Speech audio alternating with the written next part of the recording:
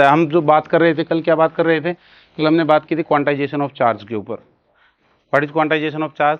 कि किसी भी बॉडी के ऊपर चार्ज जो है वो क्या होगा, इलेक्ट्रॉन या प्रोटॉन के चार्ज के मैग्नीट्यूड का टोटल इंटीजर मल्टीपल होगा। और ये स्वाभाविक सी बात है कि या तो चार्ज क्या होगा, प्लस ई का मल्टीपल होगा, मतलब या तो 2 इलेक्ट्रॉन निकलेंगे, 3 निकलेंगे, 5 निकलेंगे, 10 निकलेंगे, या इसी अमाउंट में क्या करेंगे, जाएंगे। किसी बॉडी में 50 इलेक्ट्रॉन जाएंगे, ये तो है नहीं 50 चले जाएंगे, ऐसा तो पॉसिबल नहीं है ना। तो टोटल इंटीजर मल्टीपल होगा। ये हमने क्वांटाइजेशन ऑफ चार्ज को पढ़ा था। तो क्वांटाइजेशन ऑफ चार्ज में कुछ बातें और भी हैं, क्वार्क पार्टिकल्स भी होते हैं जिनसे ये प्रोटॉन्स और न्यूट्रॉन्स वगैरह मिलकर के बने होते हैं, वो हमारे सिलेबस में नहीं है, जेई के सिलेबस में नहीं है। एनसीईआरटी में जरूर कुछ दे रखा है। तो अप और डाउन क्वार्क पार्टिकल्स के बारे में दे रखा है। 6 तरह के क्वार्क पार्टिकल्स होते हैं, मैं वैसे बता दूं इंट्रोडक्शन के लिए। Up, down, charm, bottom, strange, और up, down, charm and strange and top and bottom. ये 6 तरह के क्वार्क पार्टिकल्स होते हैं, जिनमें जो मैं पहले बोल रहा हूं, जैसे कि ये है up, down, charm, strange, top and bottom, ये कुल मिलाकर के 6 तरह के क्वार्क पार्टिकल्स होते हैं। इनमें 2 ही ज़्यादा स्टेबल होते हैं जो नेचर में अवेलेबल होते हैं मेरे पास, अप और डाउन क्वार्क पार्टिकल्स, ठीक है ना। अब ये गेलमान ने बताया था कि ये प्रोटॉन्स और न्यूट्रॉन्स भी इन पार्टिकल से मिलकर के बने होते हैं। ये थ्योरी है 1964 के आसपास दी थी। लेकिन अप और डाउन, इन पे चार्ज कितना होता है? इस पे होता है +2e/3, और इस पे कितना होता है? -e/3, ठीक है, -e/3 चार्ज होता है। इन तीनों पे +2e/3 होता है। ये पॉजिटिव क्वार्क पार्टिकल्स होते हैं। ये कौन से होते हैं? नेगेटिव क्वार्क पार्टिकल्स होते हैं। समझ में आई बात? अब प्रोटॉन की जो स्ट्रक्चर है, आप देखोगे प्रोटॉन जो होता है उस पर पॉजिटिव चार्ज होता है, नेट चार्ज ई होता है। प्रोटॉन जो होता है वो 2 यू क्वार्क और 1 डी से मिलकर के बना होता है, ये यूयूडी स्ट्रक्चर होता है। आप ऐड करके देखिए, 2e/3, एक अप क्वार्क पे कितना चार्ज होगा? 2e/3। दूसरे पे बोलिए 2e/3, एक डाउन क्वार्क पे कितना हो जाएगा? -e/3। तो -e/3, चेक कीजिए कितना आया, प्लस ही आना चाहिए। आ रहा है? तो चेक कीजिए जोड़ के, प्लस ही आएगा। ऐसे ही जो न्यूट्रॉन होता है, न्यूट्रल जो होता है वो मिलकर के बना होता है यूडीडी से, ठीक है, यूडीडी से। एक अप क्वार्क और 2 डाउन क्वार्क से मिलकर के बना होता है। इसको आप ऐड कीजिए, इसके चार्ज यू पे कितना चार्ज होता है? 2e/3। तो 2e/3 -e/3 -e/3 कितना हो गया बोलिए? 0। e/3 2e/3 हो जाएगा माइनस का, तो 0। नेट नेट न्यूट्रॉन कैसा होता है? न्यूट्रल होता है, उसके ऊपर कोई चार्ज नहीं होता है, ठीक है ना। तो ये प्रोटॉन और न्यूट्रॉन्स इनसे मिलकर के बने होते हैं। अब ज़्यादा समझदार टीचर होते हैं वो क्या करते हैं, इलेक्ट्रॉन को भी इनसे मिलकर बना हुआ बता देते हैं। बोले कहीं से पढ़ा लिया कि बोले ये होते हैं, बोले प्रोटॉन होता है, न्यूट्रॉन होता है, बोले मैं एक एक्स्ट्रा बना के बताता हूँ, कौन से वाला? इलेक्ट्रॉन वाला। जबकि इलेक्ट्रॉन इनका कंपोजिट पार्टिकल नहीं होता है। इलेक्ट्रॉन जो है वो क्या है? इलेक्ट्रॉन का चार्ज जो उसकी इंट्रिंसिक प्रॉपर्टी है। इंट्रिंसिक प्रॉपर्टी मतलब, इंट्रिंसिक प्रॉपर्टी मतलब जन्मजात गुण है उसका, वो पैदाइशी है, उसके साथ में ही पैदा होता है। एक जनरल सामान्य आदमी पैदा होता है, वो इंट्रिंसिक प्रॉपर्टी सामान्यतः 2 आंखें होती हैं, 2 कान होते हैं, 2 हाथ होते हैं, ये इंट्रिंसिक प्रॉपर्टी है आदमी की, पैदाइशी गुण है। ऐसे इलेक्ट्रॉन का पैदाइशी गुण है। इलेक्ट्रॉन जो है वो इंडिविजुअल पार्टिकल है, वो कंपोजिट पार्टिकल नहीं है, किसी से मिलकर के नहीं बना हुआ है, ध्यान रखना। तो उसको मत बना देना इनसे, ठीक है। तो वो इंडिविजुअल पार्टिकल है। और वो जो इंडिविजुअल पार्टिकल है इलेक्ट्रॉन, उसके कुछ और भी इंट्रिंसिक प्रॉपर्टीज होती है, जैसे स्पिन करना। स्पिन क्वांटम नंबर आपने पढ़ी होगी केमिस्ट्री के अंदर, +½ और -½ तो स्पिन करना इलेक्ट्रॉन की नेचुरल प्रॉपर्टी है। इलेक्ट्रॉन होगा तो स्पिन होगा, इलेक्ट्रॉन होगा तो उसके ऊपर चार्ज होगा। मास जो है वो उसकी क्या है? इंट्रिंसिक प्रॉपर्टी है। इलेक्ट्रॉन होगा तो उसका क्या होगा? मास भी होगा, ठीक है। तो ये सब उसकी क्या है? इंट्रिंसिक प्रॉपर्टी है। चार्ज है, मास है, स्पिन है, मैग्नेटिक मोमेंट है। इलेक्ट्रॉन होगा तो उसका मैग्नेटिक मोमेंट भी होगा। मैग्नेट वाले चैप्टर में अपन देखेंगे अपन आगे चल करके। तो ये सब इलेक्ट्रॉन की क्या होती है? इंट्रिंसिक प्रॉपर्टीज होती है। तो उसको इनसे मिलकर के मत बता देना, ठीक है ना। हालांकि सिलेबस में नहीं है, मैंने जस्ट फॉर इन्फॉर्मेशन आपको ये बता दिया है। इसको ध्यान रखना चाहो तो आप रख सकते हो। मेनली 2 क्वार्क पार्टिकल्स होते हैं, अप और डाउन। एनसीईआरटी में इन 2 का ही जिक्र है ना। तो ये आप देख सकते हो।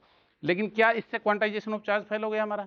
थ्योरेटिकल क्वेश्चन पूछा जा सकता है, मान लो बाय द वे हट करके आए हैं यहाँ सिलेबस से, ये अप और डाउन क्वार्क जो वो E/3 का मल्टीपल हो रहे हैं। तो यहाँ से क्वांटाइजेशन ऑफ चार्ज की डेफिनेशन देखने की कोशिश करें या बनाने की कोशिश करें तो हम यूं करना चाहेगा कोई भी आदमी कि दुनिया में किसी भी पार्टिकल पे या किसी भी ऑब्जेक्ट पे जो चार्ज होगा वो E/3 का टोटल इंटीजर मल्टीपल होगा। अरे इस पे कितना है -E/3, इस पे कितना है 2E/3, ठीक है। और यूं कहूं प्रोटॉन पे कितना है तो 3E/3, अरे 3E/3, 3 कैंसिल, E 4E/3, तो हम नई डेफिनेशन हो जाएगी ना। एक हाइपोथेटिकल क्वेश्चन पूछा जाता है कि अभी तो क्वांटाइजेशन ऑफ चार्ज वैलिड है, सही है, क्योंकि इलेक्ट्रॉन से ट्रांसफर हो रहा है और ये जो इनका फ्री एग्जिस्टेंस अभी अवेलेबल नहीं है क्वार्क पार्टिकल्स का। लेकिन हाइपोथेटिकल क्वेश्चन ये पूछा जा सकता है कि if there would be existence of quark particles then what will be about quantization of charge. Quantization of charge के बारे में आप क्या कहोगे उस समय? तो आप कहोगे कि quantization of charge would be still valid, तब भी क्वांटाइजेशन ऑफ चार्ज क्या रहेगा? वैलिड रहेगा। But quanta of charge becomes E/3 at the place of E। E की जगह क्वांटा क्या हो जाएगा?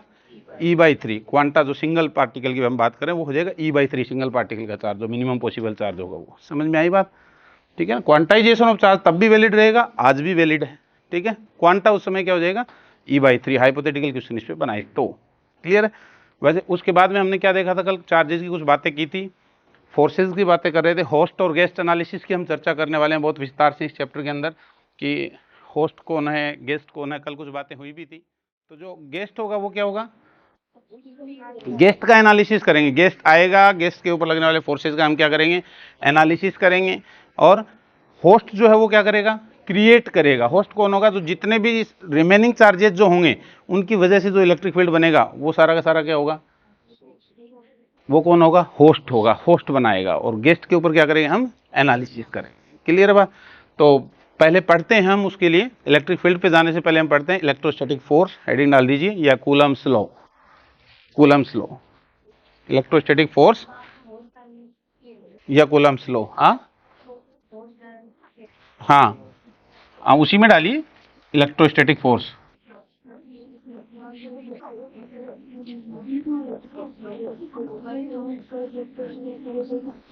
जिसको कूलम्स लॉ से भी आप कर सकते हो। कूलम्स लॉ लिखिए, इसमें कुछ बातें।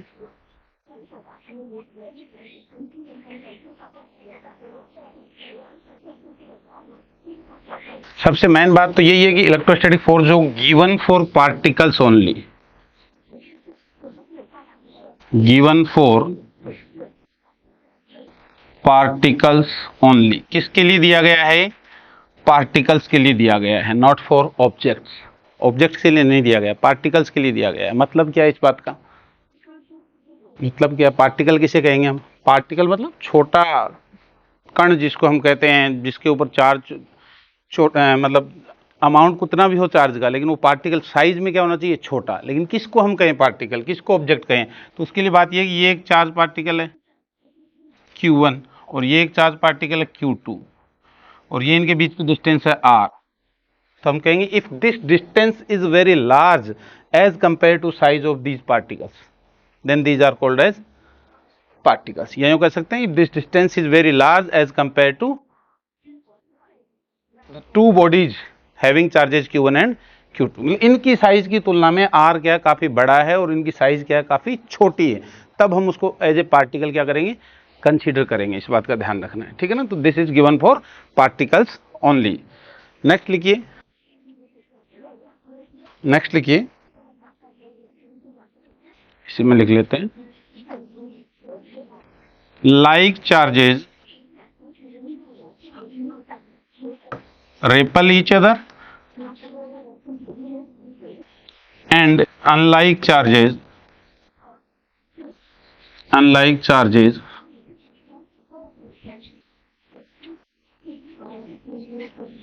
attract each other। सिंपल सी बात है, आपको होगी सर इसमें कौन सी बड़ी बात है? तो पता ही है कि लाइक चार्जेस क्या करते हैं? रेपल करते हैं, और अनलाइक चार्जेस क्या करते हैं? अट्रैक्ट करते हैं। तो मेरे को ये बताइए कि ये एक बॉडी ए है और ये एक बॉडी बी है कोई, इस पे भी पॉजिटिव चार्ज है और इस पे भी पॉजिटिव चार्ज है, ठीक है, दोनों पे पॉजिटिव चार्ज है। ये अभी अट्रैक्ट करेंगे या रेपल करेंगे एक दूसरे को? बोलिए, क्या करेंगे? दोनों पे पॉजिटिव चार्ज है हैं? पास आएंगे तब क्या करेंगे? रेपल करेंगे। और पास का मतलब तो पास ही है, एक दूसरे इफेक्ट में तो है ही ये दोनों। तो अभी क्या करेंगे? रेपल करेंगे। रेपल करेंगे, ये आंसर करेक्ट नहीं है। हम कहेंगे वी कैन नॉट से, हम कह नहीं सकते अभी। अभी सही तरीके से हम कह नहीं सकते, क्योंकि क्या है, अभी ऊपर क्या लिखा हुआ देखो मोटा मोटा, गिवन फॉर पार्टिकल्स ओनली। जो लॉ जो दिया गया है वो किसके लिए दिया गया है? पार्टिकल्स के लिए ही दिया गया है। It is given for particles only, not for bodies. और ये क्या लिखा मैंने? ये बॉडी ए है, ये बॉडी बी है, इनकी साइज क्या है? बड़ी दिख रही है अपने को, ठीक है। तो उस समय हम कहेंगे, हम नहीं कह सकते भैया क्या है। क्यों नहीं कह सकते? क्योंकि हो सकता है कि ये कोई बॉडी है, इसके ऊपर पॉजिटिव चार्ज है, मान लीजिए कुछ 100 माइक्रोकुलाम का, बॉडी ए, और ये सेकेंड बॉडी है, इसके ऊपर कोई चार्ज है बी पे, मान लीजिए कि +1 माइक्रोकुलाम का। तो ये दोनों एक दूसरे के इम्पैक्ट में आएंगे, इफेक्ट में आएंगी, तो क्या होगा? कल हमने थोड़ा बहुत इंडक्शन के बारे में देखा था। इसके फ्री इलेक्ट्रॉन्स जो होंगे वो अट्रैक्ट होंगे, इधर की साइड में आएंगे, तो इसके फ्री इलेक्ट्रॉन्स इधर आ जाएंगे, ठीक है। और ये प्लस चार्ज किधर चला जाएगा? पीछे, रिपल हो जाएगा इससे, इस प्लस से, तो ये पीछे चला जाएगा। और ये जितना सारा नेगेटिव चार्ज आया उतना सारा पॉजिटिव चार्ज भी तो पीछे रिमेनिंग रह जाएगा, रहेगा कि नहीं? तो ये पॉजिटिव चार्ज भी पीछे की ओर क्या रह जाएगा? रिमेनिंग रह जाएगा। तो अब यहां का चार्ज कितना हो गया? -100 माइक्रोकुलाम, क्योंकि मेटल्स में इक्वल और अपोजिट चार्ज जो है वो आता है, आगे देखेंगे हम, ठीक है ना। इंडक्शन की वजह से जितना यहां है उतना का उतना इक्वल और अपोजिट चार्ज क्या होता है? इंड्यूस होता है मेटल में, आगे देखने वाले हम इस चीज को। तो ये -100 होगा और ये कितना हो जाएगा? 101 माइक्रोकुलाम होगा। अब आप देखोगे कि इन दो के बीच में क्या होगा? ये प्लस है और ये वाला क्या है? माइनस है। इनके बीच में क्या होने वाला है? अट्रैक्शन होगा, ठीक है। तो यहां ये F अट्रैक्शन फोर्स लगेगा और यहां क्या लगेगा? F रिपल्सन लगेगा। अब आपको पता है कि फोर्सेज जो किस पे डिपेंड करते हैं? डिस्टेंस पे डिपेंड करते हैं। डिस्टेंस पे डिपेंड करते हैं, तो डिस्टेंस जिसकी ज्यादा उसके लिए फोर्स क्या हो जाएगा? कम। और ये पास वालों के लिए फोर्स क्या हो जाएगा? ज्यादा। तो ये डोमिनेट कर जाएगा, अट्रैक्टिव फोर्स डोमिनेट कर जाएगा। वो क्या पड़ जाएगा? छोटा पड़ जाएगा। ये अमाउंट 1 माइक्रोकुलाम जो एज कंपेयर टू 100 माइक्रोकुलाम काफी छोटा है, तो उसका इंपैक्ट कम होगा और डिस्टेंस क्या करेगी? डोमिनेट करेगी। उस समय हम कहेंगे अट्रैक्शन फोर्स और रिपल्सन से क्या हो जाएगा? ज्यादा हो जाएगा और बॉडी क्या हो जाएगी? अट्रैक्ट हो जाएगी। It may be attract, it may be repelled, ठीक है ना। तो ये चीज का ध्यान रखेंगे, तो हम कह नहीं सकते। हाँ, पार्टिकल्स ही हैं तो निश्चित रूप से क्या होगा? तो निश्चित रूप से हम क्या कहेंगे? यही बात कहेंगे, like charges REPL each other and unlike charges attract each other. Clear? Next लिखिए, थर्ड पॉइंट लिखिए, इसी के अंदर लिखिए, इसी के अंदर थर्ड पॉइंट को आप लिखिए।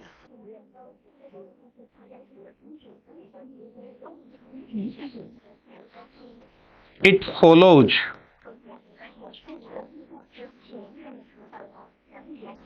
Newton's third law of motion. Newton third law को क्या करता है भाई? ये फॉलो करता है। It follows Newton third law of motion, that is action reaction law. दोनों क्या करेंगे? एक दूसरे को सेम अमाउंट में फोर्स लगाने वाले हैं। डायरेक्शंस क्या होंगी? अपोजिट होंगी, या यूं मैं कह सकता हूं कि सेम ही काम करेंगे। एक यदि पुलिंग टाइप का फोर्स है तो दूसरा भी पुल होगा। जैसे मैं इस पेन को पुल करूंगा, इधर वाले हाथ पे भी क्या लगेगा? पुलिंग लगेगा। यदि मैं इसको पुश करूंगा तो इधर से भी क्या लगेगा? पुशिंग करना पड़ेगा मेरे को, अरे तभी तो रुकेगा पेन। और इधर से दबाऊंगा, इधर से दबाऊंगा, तो दोनों तरह से पुशिंग। तो जो एक्शन रिएक्शन फोर्सेज होते हैं वो यदि एक पुलिंग है उनमें से तो दूसरा भी क्या होगा? और एक पुशिंग है तो दूसरा भी क्या होगा? पुशिंग टाइप का होगा। मैग्नीट्यूड में क्या होंगे? हमेशा इक्वल होंगे। ये है न्यूटन्स थर्ड लॉ। तो इसका मतलब ये है कि एक चार्ज पार्टिकल जो है वो दूसरे पे फोर्स लगा रहा है। मान लो ये वाला इस पे फोर्स लगा रहा है इधर, तो ये वाला इस पे किधर लगाएगा? ये कैसा है? पुशिंग टाइप का है, तो ये वाला इस पे कैसे लगाएगा? पुशिंग टाइप का लगाएगा, इधर लगाएगा। समझ गए बात को? और यदि एक चार्ज प्लस का है और दूसरा माइनस का है तो तो ये वाला इसको क्या करेगा, अट्रैक्ट करेगा पुलिंग, तो ये वाला भी 100% इसको क्या करेगा, अट्रैक्ट ही करेगा, पुलिंग टाइप का होगा। यही है Newton's third law.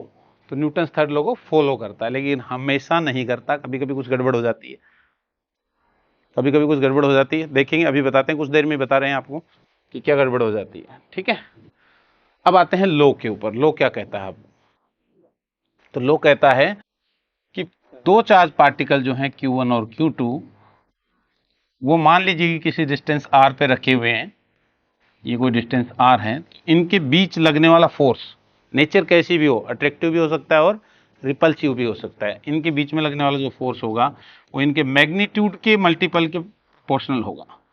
That means Q1 बड़ा हो जाए तो भी फोर्स बढ़ जाएगा, Q2 बड़ा हो जाए तो भी फोर्स बढ़ जाएगा, दोनों बढ़ जाए तो भी बढ़ जाएगा, कोई से एक भी चार्ज में चेंज आएगा तो उनके बीच लगने वाले फोर्स को क्या हो जाएगा, चेंज आ जाएगा। समझ गए?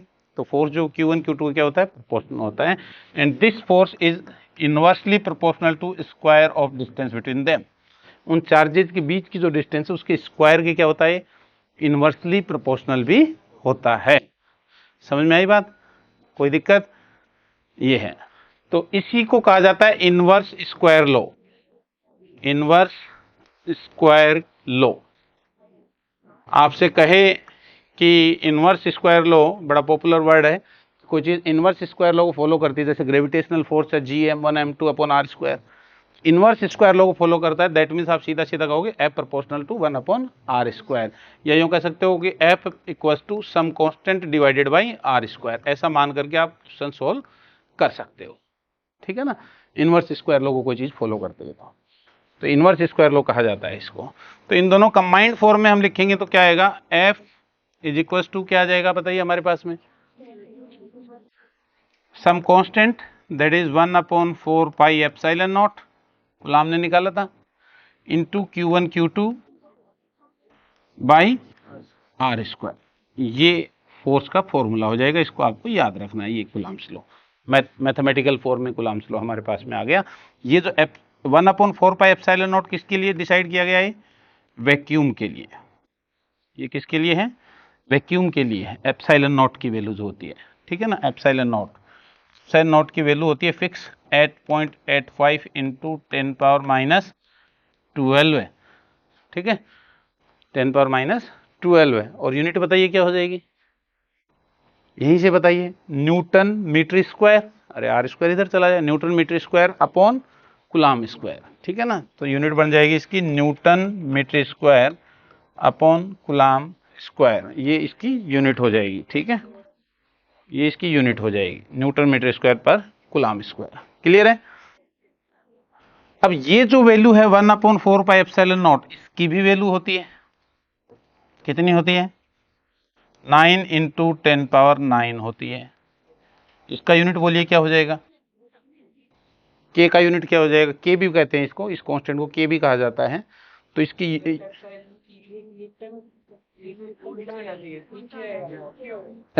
अच्छा, हमने ये उल्टी लिख ली है, ठीक है, ये यूनिट इसकी बनने वाली है के की यूनिट क्या बनेगी, newton metre square upon coulomb square. ठीक बात है, ठीक बात है, तो यहाँ हम इसको हटा देते हैं, और ये जो यूनिट बनेगी इसकी क्या बनेगी, इसकी क्या बनी थी, newton metre square upon coulomb square, और इसकी क्या हो जाएगी, तो इसकी उल्टी जो के की आएगी उसकी उल्टी होगी, तो क्या हो जाएगी, कूलाम स्क्वायर पर न्यूटन मीटर स्क्वायर।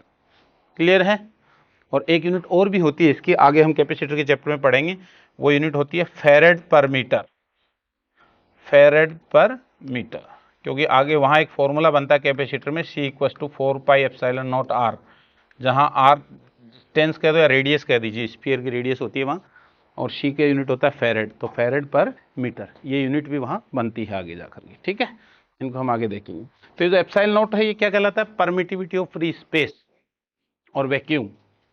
ठीक है, क्या डिसाइड करता है, ये तो वैक्यूम के लिए है, अभी कोई मीडियम आ जाएगा तो क्या होगा, नोट कर लिएगा इसको आपने, नोट कर लीजिए फटाफट, आगे चलते हैं फिर, फटाफट नोट कर लीजिए।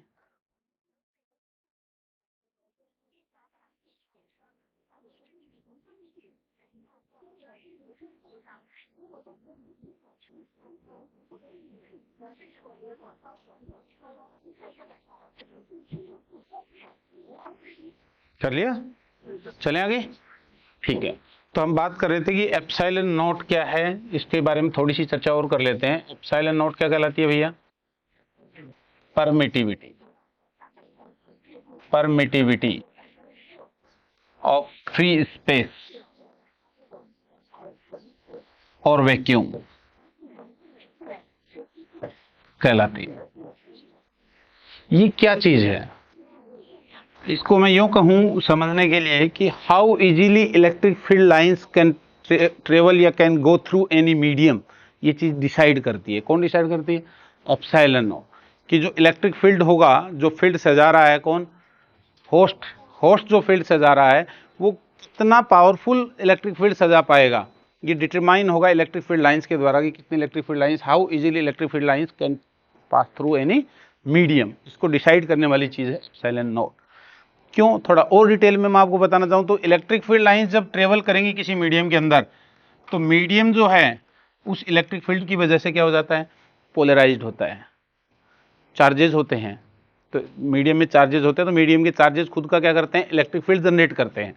और वो इलेक्ट्रिक फील्ड आगे हम देखेंगे डिटेल में, तो वो अपोजिट डायरेक्शन में इलेक्ट्रिक फील्ड क्या करते हैं? जनरेट करते हैं। तो इस इलेक्ट्रिक फील्ड को थोड़ा क्या करेंगे? डाउन। मैक्सिमम क्या हो सकता है? ये हो सकता है। बाकी जो इंडक्शन होगा, जैसे हम सिंपली देखेंगे कोई एटम है तो एटम का न्यूक्लियस किधर रिपल हो जाएगा? इधर की तरफ, और इलेक्ट्रॉन्स का सेंटर इधर की तरफ। तो इस तरह से खींचेगा तो एक इलेक्ट्रिक फील्ड ऐसे बनेगा, प्लस से माइनस की तरफ। तो वो इलेक्ट्रिक फील्ड क्या करेगा? इस इलेक्ट्रिक फील्ड की वैल्यू को क्या करेगा? डाउन करेगा।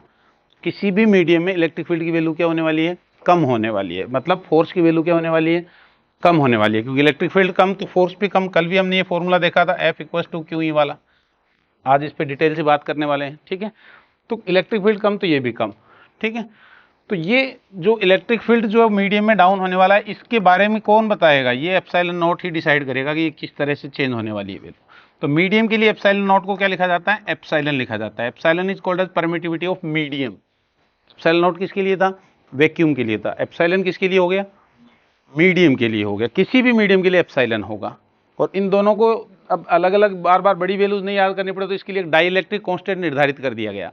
तो डाइलेक्ट्रिक कांस्टेंट की डेफिनेशन दी गई, एप्सिलॉन आर से रिप्रेजेंट किया जाता है, epsilon upon epsilon not. Epsilon upon epsilon not क्या कहलाता है? डाइलेक्ट्रिक कांस्टेंट कहलाता है। किसी भी मीडियम के लिए एप्सिलॉन की वैल्यू क्या हो जाएगी? Epsilon r times epsilon not.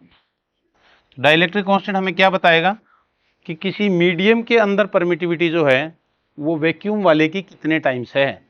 दुगुनी है, तिगुनी है, चार गुनी है। और आपको पता है जितनी ज्यादा होगी, इस फॉर्मूले में जो 1/4 पाई एप्सिलॉन नॉट की जगह हम क्या यूज कर रहे होंगे? Epsilon Q1 Q2 by r square. ये होगा हमारा कूलम्ब्स लॉ उस समय।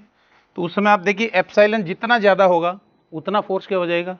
कम हो जाएगा। उतना इलेक्ट्रिक फील्ड क्या होगा? कम हो जाएगा। फोर्स कम तो इलेक्ट्रिक फील्ड कम, ठीक है। देख रहे हो आप क्यों ही? तो जितना ज्यादा होगा, और ज्यादा कितना? एप्सिलॉन नॉट का कितने टाइम से, ये किससे डिसाइड हो रहा है? डाइलेक्ट्रिक कांस्टेंट से। तो ये डाइलेक्ट्रिक कांस्टेंट एक नई टर्म आई, यहाँ डिफाइन की गई एप्सिलॉन और एप्सिलॉन नॉट के रेशियो की फॉर्म में, कि epsilon divided by epsilon not, ये डाइलेक्ट्रिक कांस्टेंट कहलाता है, ठीक है ना। या यूं कहें कि वैक्यूम वाले का कितने टाइम्स है डाइलेक्ट्रिक कांस्टेंट, वो क्या होगी? उस मीडियम की परमिटिविटी होगी, ठीक है ना। परमिटिविटी ऑफ मीडियम कहलाएगी। क्लियर है? ये है, नोट कर लीजिए इसको फटाफट।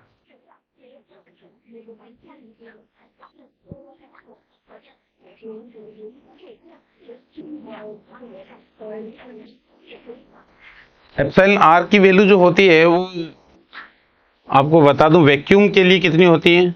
फॉर वैक्यूम एप्सिलॉन आर की वैल्यू जो होती है वो 1 होती है। एयर के लिए भी 1 ही लेते हैं, 1.005 के आसपास होती है, तो वो 1 ही यूज करते हैं। वैक्यूम और एयर में लिख सकता हूँ, यही हम यूज करने वाले हैं, ठीक है। और बाकी अलग अलग चीज़ों के लिए अलग अलग होती है, किसी के लिए 2 होती है, किसी के लिए 3 होती है। जैसे वाटर के लिए 81 होती है। एक बार जेई में सवाल आया था, उसमें दिया था वाटर की एप्सिलॉन आर कितनी होती है? 81। बाकी के लिए गिवन होगी, लेकिन वैक्यूम और एयर वाली आपको गिवन नहीं होगी। ये आपको याद रखना है, ठीक है ना, खुद से, ये खुद से याद रखना है। तो किसी भी मीडियम के लिए आपने क्या देखा? किसी भी मीडियम के लिए एप्सिलॉन आर की वैल्यू क्या होगी, ऑलवेज ग्रेटर देन 1 होगी, ठीक है ना। मेटल्स के लिए मैं कहूं तो कितनी होती है, मेटल्स के लिए एप्सिलॉन आर की वैल्यू जो होती है वो कितनी होती है, इनफाइनाइट होती है, ठीक है। इसका क्या मतलब है, इसका क्या मतलब, मेटल्स के लिए इनफाइनाइट होती है, इनफाइनाइट हो जाएगी तो देखिए एप्सिलॉन कितना हो जाए, ये एप्सिलॉन आर इनफाइनाइट हो गया तो एप्सिलॉन कितना हो गया, इनफाइनाइट। एप्सिलॉन इनफाइनाइट हो गया तो फोर्स कितना हो गया, जीरो। फोर्स क्या हो जाएगा, जीरो हो जाएगा। दैट मीन्स मेटल्स के अंदर से इलेक्ट्रिक फील्ड लाइंस पास नहीं हो सकती, मेटल्स के अंदर से इलेक्ट्रिक फील्ड लाइंस पास नहीं हो सकती। आगे पढ़ेंगे अपन इन कॉन्सेप्ट्स को डिटेल में, ठीक है ना। ये सब लेकिन ये छोटी छोटी बातें यहीं से शुरुआत हो रही है चैप्टर की।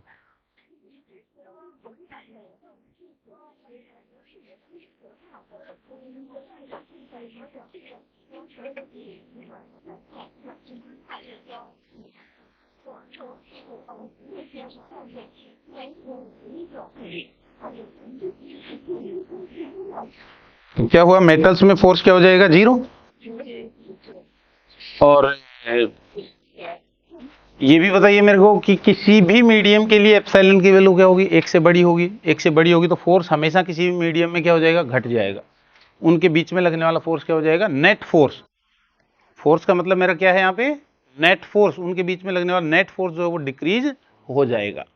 उनके किन्हीं दो बॉडीज के बीच लगने वाला फोर्स डिक्रीज नहीं होगा, नेट फोर्स जो है वो डिक्रीज हो जाएगा, ठीक है। ये है बात। चले आगे, नेक्स्ट लिख दीजिए, इसमें ग्राफ बनाइए, पहले ग्राफ बताइए कैसा आएगा, फोर्स का और आर का ग्राफ बताइए कैसा आएगा। क्या क्या रिलेशन था, इनवर्स स्क्वायर लो था, 1/r² था प्रोपोर्शनल में। आर इंक्रीज होगा तो एफ क्या होगा, डिक्रीज होगा। तो ग्राफ वैसा आता है, कुछ इस तरह का सा ग्राफ आता है। अब कहाँ जाके मिलेगा हमें नहीं पता, तो इसलिए क्या कर देते हैं, पैरेलल छोड़ देते हैं इसको। क्लियर है, इधर भी पास में just r tends to zero हो जाएगा तो एफ गोज टू इन्फिनिटी, तो यहाँ भी इन्फिनिटी को टेंड करेगा, वहां भी इन्फिनिटी को करेगा, ऐसा करके छोड़ देंगे। कैसा ग्राफ है,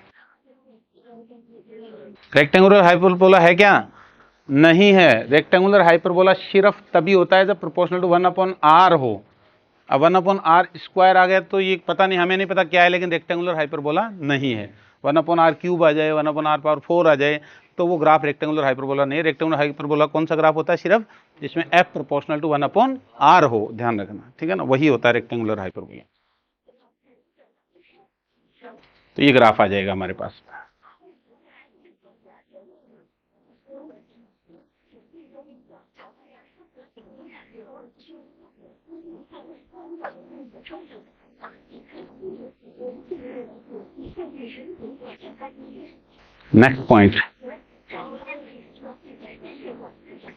नेक्स्ट पॉइंट इसमें कि this electrostatic force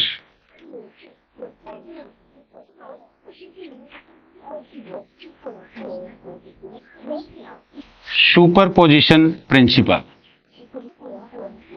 superposition principle इसका क्या मतलब है भाई, बहुत इंपॉर्टेंट बात है, ध्यान से समझेंगे आप, ध्यान से। It follows superposition principle. Superposition principle का क्या मतलब है कि ये वाला चार्ज है यहाँ पे कोई Q1 और इधर कोई चार्ज है Q2, इनके बीच में कोई फोर्स लग रहा है। वो लगने वाला फोर्स कितना है, K Q1Q2/r² है। अब आपने इसके बीच में कोई मेटल की प्लेट रख दी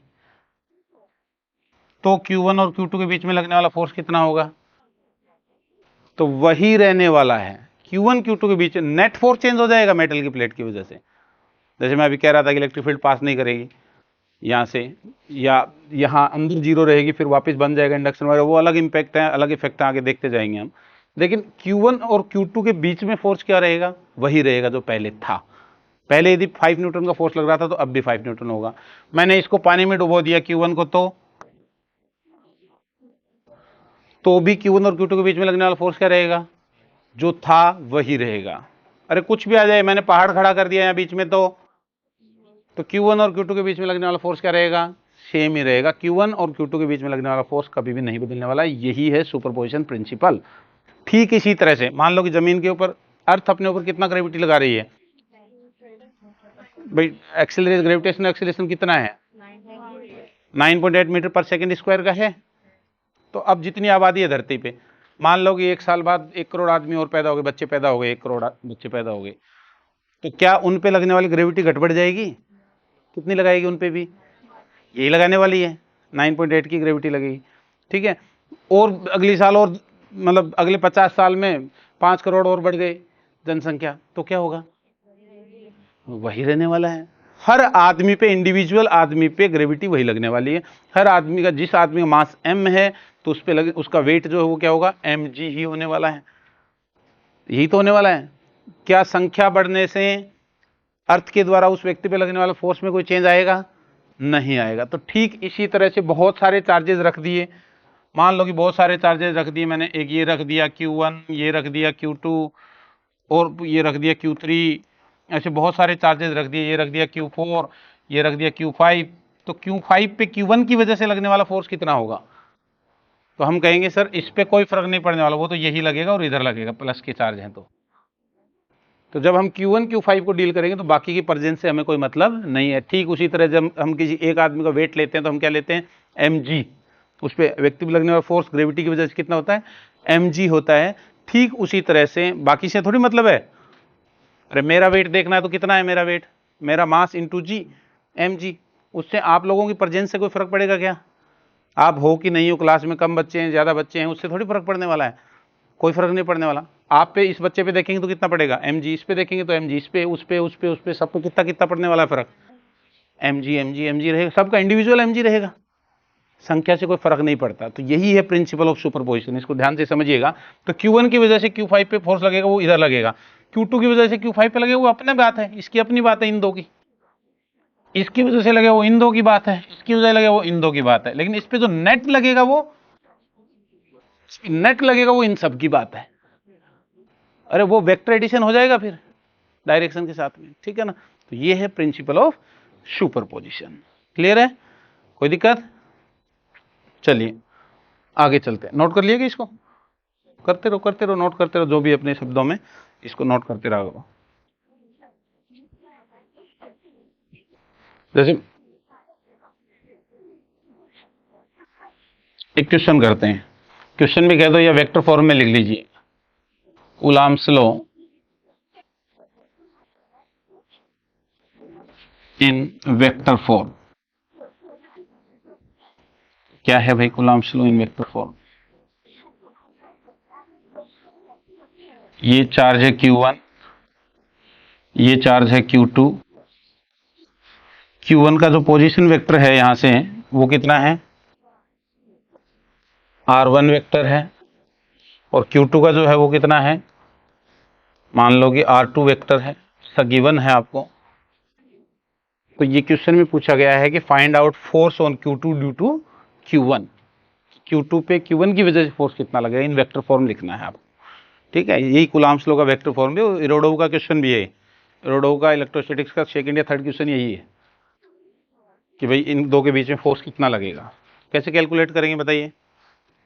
Q1 की वजह से Q2 पे कितना फोर्स लगने वाला है, तो Q1 की वजह से Q2 पे देखेंगे तो Q2 को फ्री छोड़ के देखिए, जिसके ऊपर देख रहे हो उसको फ्री छोड़ दो।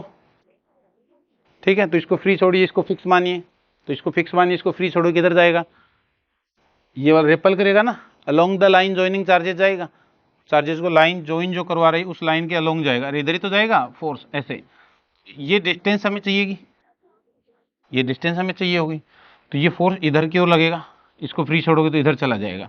Force on second due to first. तो कैसे लिखूं मैं इसको वेक्टर फॉर्म में लिखना चाहूं तो बताइए? Force on second due to first vector is equal to 1/4 pi epsilon not. क्या आएगा? चार्जेस की वैल्यू कितनी है? Q1 Q2 upon R। ये वाली डिस्टेंस हमें चाहिए, ये डिस्टेंस कितनी है? ये डिस्टेंस होगी R2 minus R1 vector, R2 vector minus R1 vector का मैग्नीट्यूड। ठीक बोला गया? ये डिस्टेंस की बात करूं तो कैसे पता चला? ट्रायंगल लगा के देखिए, ये r1 plus this vector equals to this vector. यदि मैं मोड इसका हटा भी दूं, वेक्टर फॉर्म में भी रखूं, तो देखिए आप, ये मैं कह दूं r2 minus r1 vector, that is called as displacement vector also. कहा जाता है कई बार ऐसे डिस्प्लेसमेंट वेक्टर की, यहाँ से यहाँ कोई ऑब्जेक्ट गई है तो डिस्प्लेसमेंट देखा था आपने, तो वही चीज़ है। तो ये r1 है, ये r2 है, तो मैंने कहा कि ये r2 माइनस r1 होगा। आप ट्राइंगल लगाइए, r1 plus r2 minus r1, तो r1 कैंसिल हो जाएगा, r2 बचेगा आपके पास थर्ड साइड। क्लियर है? तो ये डिस्टेंस, ये वेक्टर आ गया हमारे पास r2 माइनस r1 वेक्टर। हमें यहाँ क्या रखना है, इसका मैग्नीट्यूड r स्क्वायर, डिस्टेंस का मैग्नीट्यूड का स्क्वायर। तो हम कहेंगे r2 माइनस r1 का मोड का स्क्वायर इनटू ये डायरेक्शन। ये डायरेक्शन को क्या लिख दूं मैं, आर कैप। आर कैप क्या होता है, यूनिट वेक्टर क्या होता है, complete vector divided by magnitude of vector. अरे ये तो सीखे होंगे आप कि आर कैप इक्वल्स टू क्या होता है, r vector upon r vector का मोड होता है। तो यहां क्या लगा दूं मैं, r2 माइनस r1 वेक्टर, अरे ये वेक्टर है पूरा, और डिवाइडेड बाय इट्स मैग्नीट्यूड। तो मैग्नीट्यूड क्या हो जाएगा, r2 माइनस r1 का मोड। ठीक है, तो नेट नेट क्या हो गया, फोर्स में लिखना चाहूं तो बताइए, 1/4 pi epsilon not q1 q2 divided by r2 vector minus r1 vector का मोड का cube into r2 vector minus r1। Clear है? तो ये हो जाएगा force on second due to first. Note कर दीजिए इसको फटाफट, यही क्वेश्चन थायराइड होगा। तो क्या आप ये भी लिख पाओगे कि Q2 की वजह से Q1 पे कितना होगा, बताइए कितना होगा, एफ क्यू। तो मैग्नीट्यूड तो यही वाला रहने वाला है, सिर्फ किसका बदले, डायरेक्शन। डायरेक्शन इधर की बजाय उल्टा, तो क्या लगा देंगे, माइनस साइन।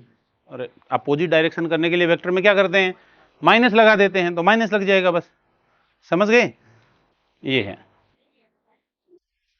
तो इससे थर्ड लॉ भी आपको पता पड़ रहा है, न्यूटन थर्ड लॉ का फॉलो हो रहा है। कैसे पता पड़ रहा है, F12 मैं लिखूंगा तो क्या लिखूंगा, यही सेम वैल्यू माइनस के साथ में लिख दूंगा। ठीक है, अपोजिट डायरेक्शन उधर लगने वाला है, फोर्स ऑन 1 ड्यू टू 2 इधर लगने वाला है, फोर्स ऑन 1 ड्यू टू 2 इधर की ओर। तो इससे क्या प्रूव हो रहा है कि मैग्नीट्यूड दोनों का सेम है, लेकिन डायरेक्शन जस्ट क्या है, अपोजिट। तो हम कह सकते हैं कि इन दो इक्वेशन से हम ये बात कह सकते हैं कि force on second due to first जो होगा वो इक्वल होगा force on 1 due to second के, लेकिन डायरेक्शन में क्या होगा, अपोजिट होगा। और यही तो न्यूटन थर्ड लॉ है। अरे है कि नहीं, यही न्यूटन थर्ड लॉ है।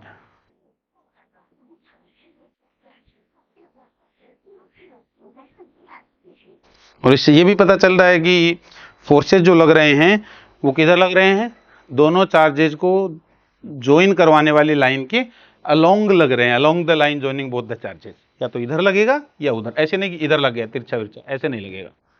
समझ गई बात को, लाइन ज्वाइनिंग के अलोंग लगेगा।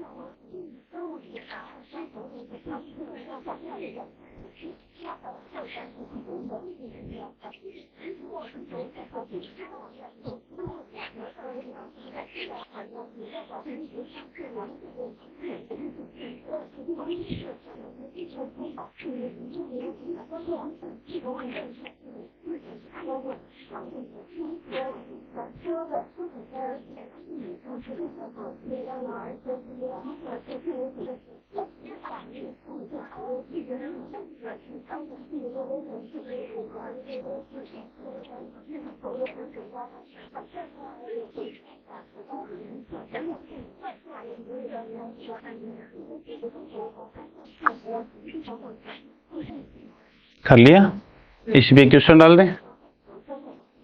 आपसे कहा गया, मान लीजिए क्वेश्चन करके बताइए मेरे को कि 5 माइक्रोकूलम का चार्ज है, it is kept at points 4, 5, 6 and another 10 microcoulomb charge is placed at 7, 9, 6 then calculate force between them. क्या आ जाएगा, क्या करेंगे, फोर्स कैलकुलेट करने के लिए।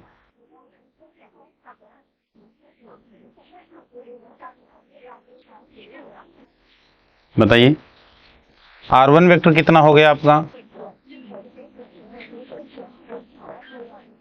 इसी से लिख देंगे ना, 5 माइक्रोकूलम जो रखा हुआ है, कितना बोलिए, 4i cap plus 5j cap plus 6k cap, very good.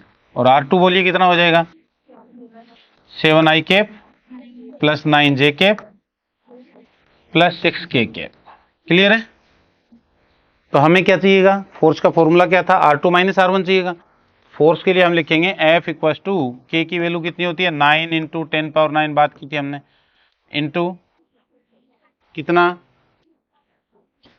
Q1 कितना 5 माइक्रोकूलम, 5 माइक्रो का मतलब 10⁻⁻6, Q2 कितना है 10 माइक्रोकूलम, तो 10 इंटू 10⁻⁻6, तो K Q1 Q2 divided by क्या लिखूं, R स्क्वायर चाहिए, R क्या है मेरा, R2 माइनस R1 का मोड, अरे यही ना, R2 माइनस R1 का मोड। तो क्या लिख दूंगा मैं इसको, R2 माइनस R1 के मोड को लिखूंगा, तो इसमें से घटाइए कितना कितना है, R2 माइनस R1, मैं यहाँ लिख लेता हूँ, R2 vector minus R1 vector, बताइए 3i cap plus 4j cap, ये 0 हो गया k कैप की टर्म, तो इसका मैग्नीट्यूड कितना हो गया, 3 का स्क्वायर प्लस 4 का स्क्वायर का रूट क्या हो जाएगा 5। तो हम क्या लिखेंगे यहाँ, 5 का स्क्वायर लिखिए, मैग्नीट्यूड लिखना है तो, मैग्नीट्यूड लिखना है तो क्या लिखिए स्क्वायर, और आपको वेक्टर फॉर्म में लिखना है तो यहाँ क्या लिखिए क्यूब लिख दूं, और इनटू यहाँ क्या कर दूं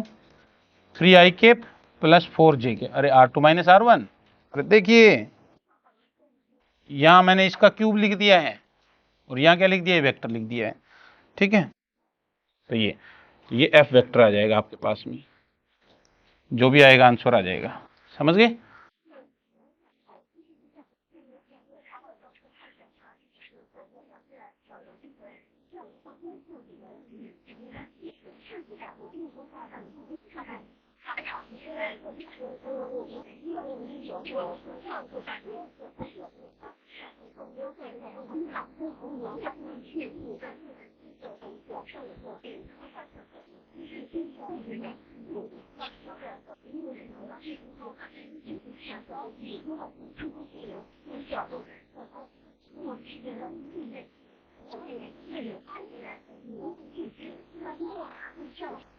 क्लियर नोट।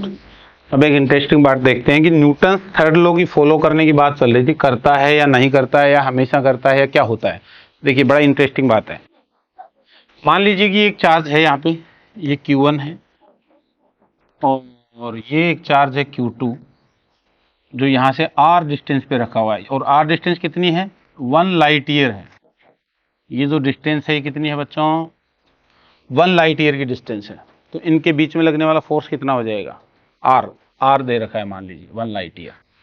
तो इनके बीच लगने वाला फोर्स जो हम कहेंगे F equal to K Q1 Q2 upon R square, पे उसकी वजह से इस पे इधर इतना ही लग रहा है, और इसकी वजह से उस पे भी कितना लग रहा है, इतना ही लग रहा है, कितना K Q1 Q2 upon R square. क्यों लग रहा है, क्योंकि इसका फील्ड वहां गया हुआ है, उसकी वजह से Q ही लग रहा है उसके ऊपर, और इसका फील्ड यहां आया हुआ है, इसकी वजह से इसका Q इंटू उसका E लग रहा है इधर। अरे समझ गए बात को। तो ये फोर्सेज इनके बीच में लग रहे हैं, लेकिन इसको ये वाले Q2 चार्ज को मान लीजिए कि मैंने थोड़ा सा डिस्प्लेस कर दिया, स्लाइटली डिस्प्लेस कर दिया, यहां से थोड़ा सा किया है, मानो कि x डिस्टेंस डिस्प्लेस कर दिया है, यहां इधर ले आए हम इधर से x डिस्टेंस। तो क्या अब इसके ऊपर लगने वाला फोर्स बदल जाएगा, बदल जाएगा, कितना हो जाएगा, कितना हो जाएगा भाई, इसकी वजह से यहां पे फील्ड इनटू इसका चार्ज, वो तो फिक्स है जो होना था, वो कितना हो जाएगा K Q1 Q2 अपॉन ये डिस्टेंस कितनी हो गई अब R माइनस एक्स का स्क्वायर, और इस पे लगने वाला फोर्स कितना होगा, इस पर लगने वाला वही रहेगा। क्यों, क्योंकि लाइट ईयर डिस्टेंस पे हैं, एक ईयर में लाइट कितना ट्रेवल करती है, मैक्सिमम स्पीड 3 × 10⁸ मीटर पर सेकेंड, और इलेक्ट्रिक फील्ड लाइंस भी क्या होती हैं, लाइट ही होती हैं। अरे लाइट किससे मिलकर बनी होती है, इलेक्ट्रिक फील्ड और मैग्नेटिक फील्ड, इलेक्ट्रोमैग्नेटिक वेव भी तो होती है लाइट भी। तो इलेक्ट्रिक फील्ड और मैग्नेटिक फील्ड किस स्पीड से ट्रेवल कर सकते हैं, स्पीड ऑफ लाइट से, 3 × 10⁸ मीटर पर सेकंड से। तो ये वाले में जो स्लाइटली चेंज किया है, इस चेंज को यहां तक पहुंचने में कितना टाइम लग जाएगा, 1 साल लग जाएगा पूरा। अरे यहां से कोई चेंज आपने किया है, बदलाव, वो बदलाव यहां तक पहुंचने में 1 साल का टाइम लग जाएगा। तो 1 साल तक फील्ड कितना बना रहेगा इसके ऊपर, जो पहले था वही बना रहेगा। तो इसके ऊपर जो फोर्स है वो KQ1Q2/r² ही बना रहेगा, 1 साल तक तो वही बना रहेगा। लेकिन इसके ऊपर, इसको किसका है, तो यहां तो फील्ड पहले से ही एग्जिस्ट कर रहा था। अरे यहां तो जो था वो पहले से ही था। मान लो कि यहां कुछ 100 कुछ यूनिट था और यहां 98 यूनिट हो गया, तो वो 98 पहले से ही है। तो आपने इस 98 वाले में लाके रखा तो इस पे तो तुरंत लग गया।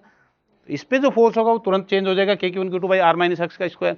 और इस पे वो जो वहां जो चेंज आपने किया, वो चेंज यहां तक पहुंचने में, वो फील्ड लाइंस यहां तक पहुंचेंगी, तब तक इस पे फोर्स क्या बना रहेगा, KQ1Q2/r² ही बना रहेगा। तो आप देखिए इसकी वजह से उस पे फोर्स जो है वो कुछ अलग हो जाएगा, KQ1Q2/r−x²। और उसकी वजह से इसके ऊपर जो फोर्स रहेगा 1 साल तक कितना बना रहेगा, KQ1Q2/r² ही बना रहेगा। तो पूरे 1 साल तक न्यूटन्स थर्ड लॉ का क्या होता रहेगा, वायलेशन होता रहेगा, है कि नहीं। ये है बात। अब फिर इसको थोड़ा और उसको न्यूटन्स लॉ को अप्लाई करने के लिए और के लिए बताया गया कि भाई इसके अंदर क्या होता है, फिर मोमेंटम कैरी करती हैं, इलेक्ट्रोमैग्नेटिक वेव जो है वो एनर्जी कैरी करती हैं, वो सब आगे की बातें हैं, अलग बातें हैं, ठीक है ना। तो ये एक इंटरेस्टिंग बात आपको ध्यान होनी चाहिए, ठीक है। चलिए क्वेश्चंस करते हैं अब इसके ऊपर, क्वेश्चंस करें।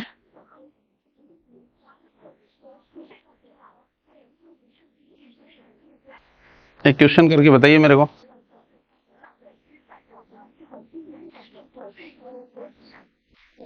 एक बेसिक क्वेश्चन है, तो आपको लगभग सभी बुक्स में मिल जाएगा, सभी जगह मिल जाएगा।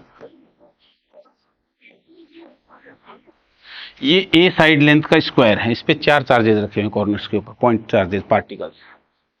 किसी एक के ऊपर रिमेनिंग 3 की वजह से लगने वाला फोर्स कैलकुलेट करना है, करके बताइए मेरे को। कर पाओ तो फटाफट फटाफट करके बताइए। किसी एक पे नेट फोर्स निकालना है रिमेनिंग 3 चार्जेस की वजह से, फटाफट कैलकुलेट करके बताइए।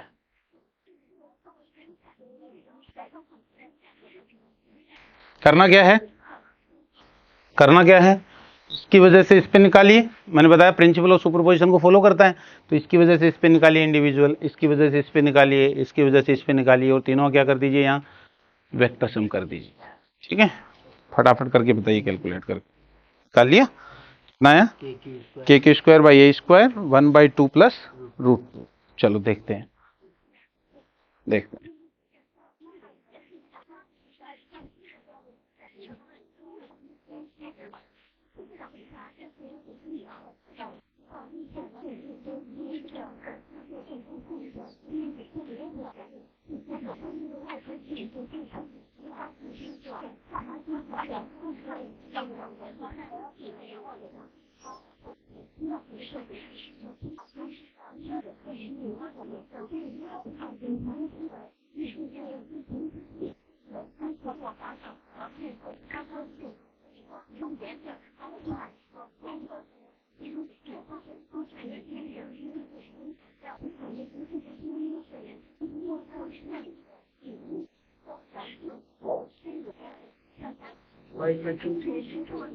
कितना आया, देखते हैं अभी कितना आता है, आप चेक करिए।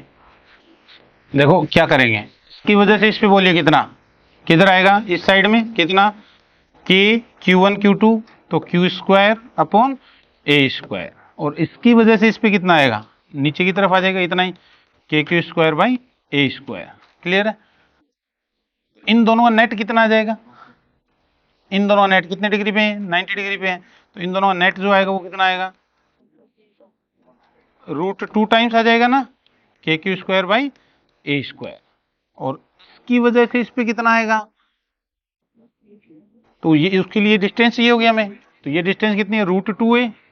क्लियर है। तो इसकी वजह से इस पे इधर ही लगेगा ये भी, तो ये कितना लगेगा, KQ1Q2, तो KQ² डिवाइडेड बाई √2a का स्क्वायर, दैट इज 2a²। तो दोनों को ऐड कर दीजिए, वही आंसर हो जाएगा, दोनों को ऐड कर दीजिए, वही आंसर हो जाएगा।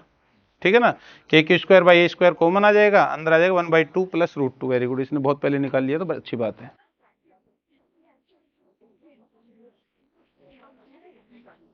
ये एक सिंपल बेसिक क्वेश्चन था।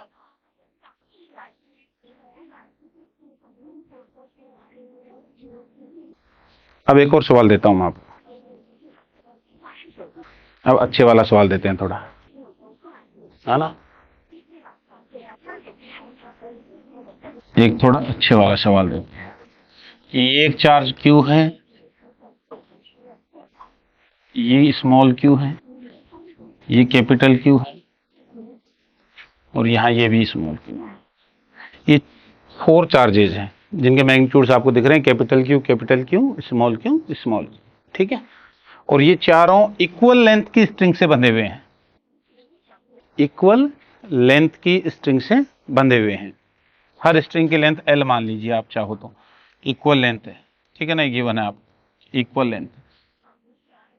अब और ये एंगल भी गिवन है आपको कि ये वाला एंगल कितना है, थीटा है, ठीक है ना, हॉरिजॉन्टल से एंगल। ये और ये कहाँ रखे हुए हैं सारे के सारे चारों चार्जेस, हॉरिजॉन्टल प्लेन में रखे हुए हैं, कोई ग्रेविटी फ्रेविटी का कोई चक्कर नहीं है। हॉरिजॉन्टल में रखे हैं तो जितना ऊपर की ओर नॉर्मल लगेगा उतना mg से कैंसिल हो जाएगा, ठीक है ना, तो ग्रेविटी का कोई चक्कर नहीं है। ग्रेविटी का तब तक हम यूज नहीं करेंगे जब तक वो ना बोले ग्रेविटी है या वर्टिकल नहीं बोले, अरे वर्टिकल वगैरह का शब्द नहीं बोले या ग्रेविटी का जी नहीं दे रखा हो, तब तक हम क्या मान के चलेंगे क्वेश्चन में, हॉरिजॉन्टल ही मान के चलेंगे, ग्रेविटी नहीं है, ग्रेविटी प्रेजेंट नहीं है, नहीं तो वो देगा आपको, ठीक है। तो ये बातें हैं, या तो वर्टिकल प्लेन की इंफॉर्मेशन देगा या जी के बारे में देगा कुछ, ठीक है। तो ये हॉरिजॉन्टल प्लेन में रखे हैं, टेबल पे रखे हुए हैं इस तरह से चारों, and all the 4 charges are in equilibrium. क्या दिया हुआ लिख लीजिए, all 4 charges are in equilibrium, all the 4 charges are in equilibrium, या यूं कह सकते हैं the whole system is in equilibrium. Then find out Q by Q, ये फाइंड आउट करना है आपको, बताइए स्मॉल q और कैपिटल Q का रेशियो। ये आपने कर दिया तो मुझे बहुत अच्छा लगेगा।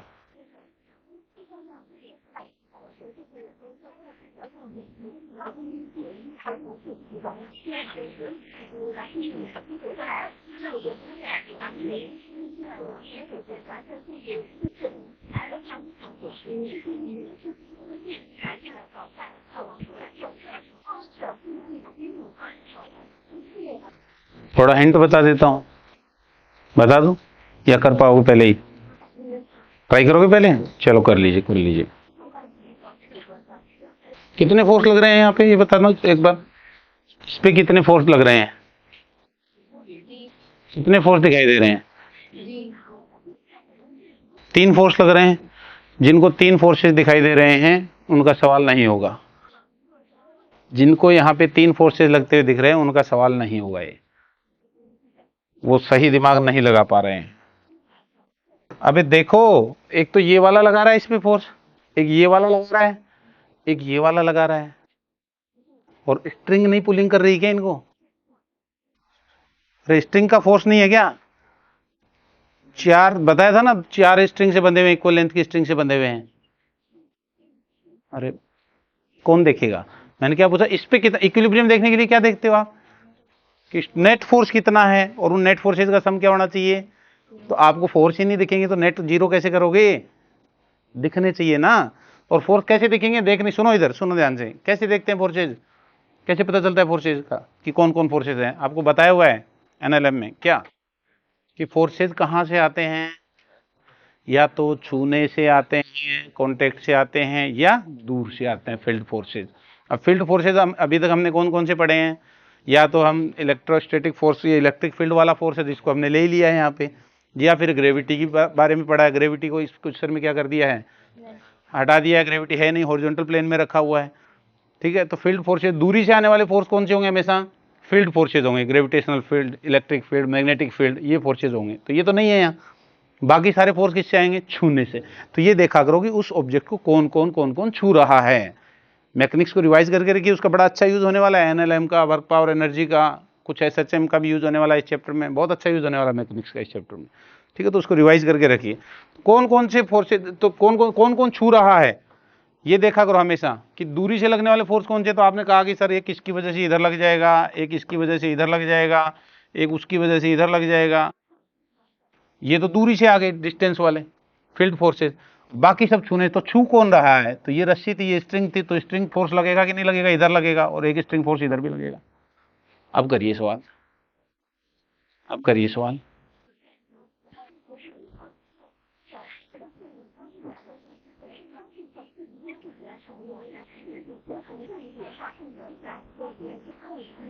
आप भी निकाल दोगे तो मैं बढ़िया मानूंगा कि आपने सवाल का उत्तर निकाल दिया है।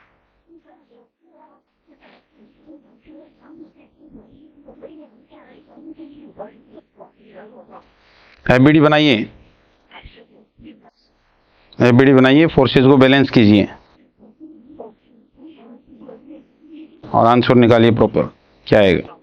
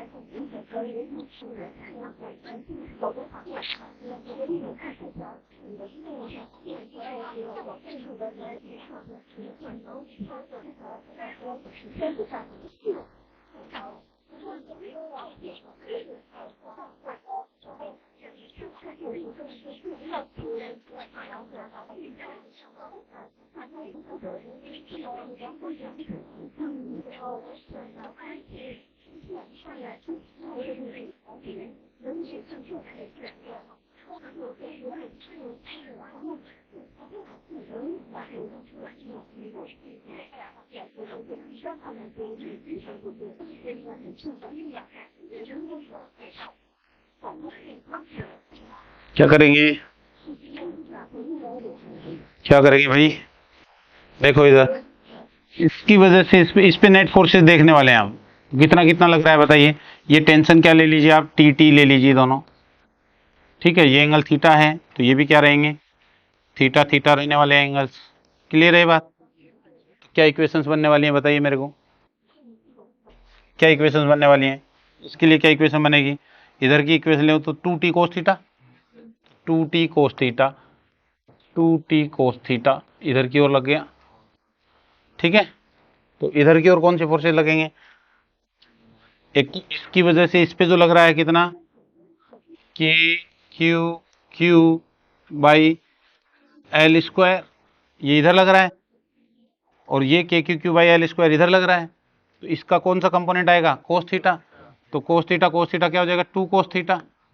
अरे क्लियर है, इसका कोस थीटा और इसका कोस थीटा ऐड हो गए दोनों, 2 कोस थीटा हो गया इधर। और इसकी वजह से इस पे कितना आएगा, तो उसके लिए आपको ये वाली डिस्टेंस चाहिए, ये कितनी आएगी, 12 कोस थीटा, क्योंकि ये कितनी है देखो, ये एंगल थीटा है तो ये एल कोस थीटा, ऐसे ये भी एल कोस थीटा, तो ये टोटल कितनी हो जाएगी 2l कोस थीटा। तो कितना लगेगा इसकी वजह से इस पे फोर्स, प्लस कर दूं उसमें, तो क्या हो जाएगा के Q square divided by 2l cos theta का होल स्क्वायर। अरे क्लियर है, ये क्या हो गई, इधर की ओर लगने वाले फोर्सेज, इधर की ओर लगने वाले फोर्सेज क्या हो जाएंगे बराबर, या मैं ये लिख सकता हूँ ये माइनस ये करूँ तो इक्वल टू क्या आएगा 0। अरे एक ही बात है, एक ही बात है, क्लियर है। तो इसको क्या लिख दूं, और क्या लिख सकता हूं इसको, क्या मैं इसको ऐसे लिख दूं क्या, देखिए मैं इसको लिख देता हूं 2t माइनस के Q Q by L square, और यहां भी 2 इंटू क्या रह गया कोस थीटा, इक्वल टू क्या बचा आपके पास में के Q square by 2l, 2l को थोड़ा लिख लेते हैं ब्रैकेट ओपन करके, 4l square cos square theta लिख सकता हूं वैसे, कोई प्रॉब्लम नहीं। ये इस पे लगने वाले फोर्सेज आ गए, एक इक्वेशन आ गई। कितने अननोन है हमारे पास में, Q और Q के रूप में पूछा है, T अननोन है ना एक तो, और एक थीटा अननोन हो गया, थीटा गिवन है तो Q और Q पूछा है, Q और Q में पूछा है तो T अननोन है हमारे पास, तो एक इक्वेशन और चाहिए कि हमें, तो एक इक्वेशन और कहां से लाएंगे, दूसरे पे बैलेंस कीजिए, क्या कह रहा है, the whole system is in equilibrium, all the 4 charges are in equilibrium, सारे के सारे चार्जेस इक्विलिब्रियम में है। तो एक इक्वेशन इस चार्ज पे इक्विलिब्रियम की बनाइए, इस पे बना ली, अब मैं इस पे बनाऊंगा तो सेम ही आएगी वो, तो इसलिए इस पे या इस पे बनाइए कोई से एक पे, तो इस पे बना के देखिए दूसरी क्या बनेगी। अब यदि मैं स्मार्ट आदमी हूं तो क्या करूंगा, क्यू को क्यू से रिप्लेस कर देंगे, वेरी गुड, और थीटा को कैसे रिप्लेस करेंगे, 90 माइनस थीटा से, साइन थीटा हो जाएगा कोस, वेरी गुड, बहुत बढ़िया, यही वाला दिमाग चाहिए अपने को, यही वाला दिमाग चाहिए, बहुत अच्छी बात है। तो क्या हो जाएगा हमारे पास में, ये वाला एंगल कितना हो जाएगा, ये 90 है, तो ये हो जाएगा 90 माइनस थीटा, तो देखिए थीटा 90 माइनस थीटा से रिप्लेस कर दूं इसी इक्वेशन में, है ना, और स्मॉल क्यू की जगह कैपिटल क्यू की जगह कौन हो जाएगा, स्मॉल क्यू, ओरिएंटेशन चेंज, ठीक है।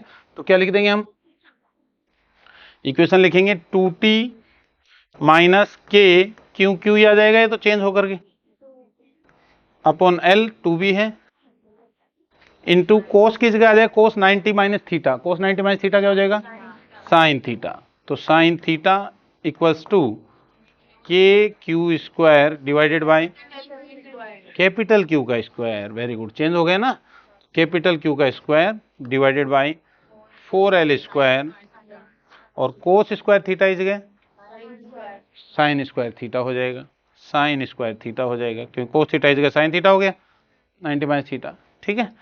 तो अब इस इक्वेशन को इससे क्या कर दूं, डिवाइड कर दूं, आपसे पूछा small Q by capital Q का रेशियो, तो इसको इससे डिवाइड कर दूं, आंसर आ जाएगा। ठीक देखिए निकाल के बताइए मेरे को कितना आंसर आ रहा है, अरे ये से तो ये कैंसिल हो गया देखो, और ये ब्रैकेट कैंसिल पूरा का पूरा, देखिए आप, अरे हो रहा है, तो हमने क्या किया है, इसमें इसका डिवाइड किया है ना,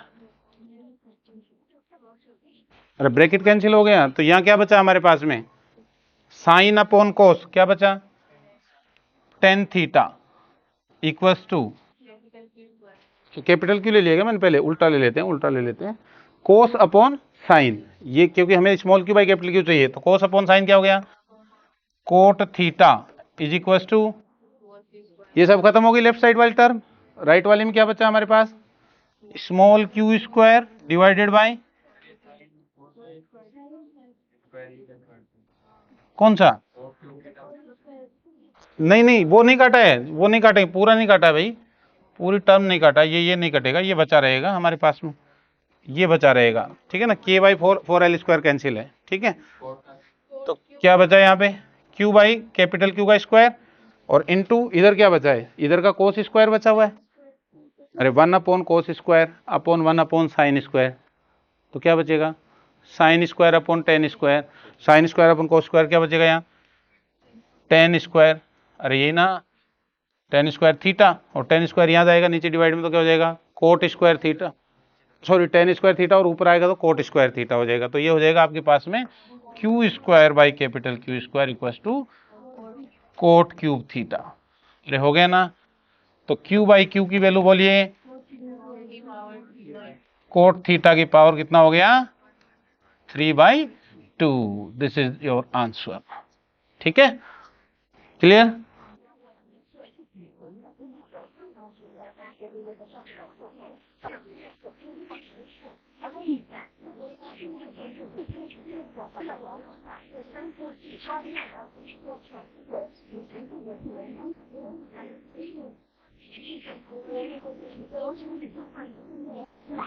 तो आज आप जा करके, आज इतने लेते हैं, ठीक है, आज आप जा करके HCV बुक को खोलिएगा, और HCV में काफी क्वेश्चन दिए हुए हैं कूलाम्स लॉ पे, वो करने की कोशिश कीजिएगा आज, ठीक है, नहीं कोई डिस्कस करना है तो कल पूछिएगा, ठीक है, थैंक यू।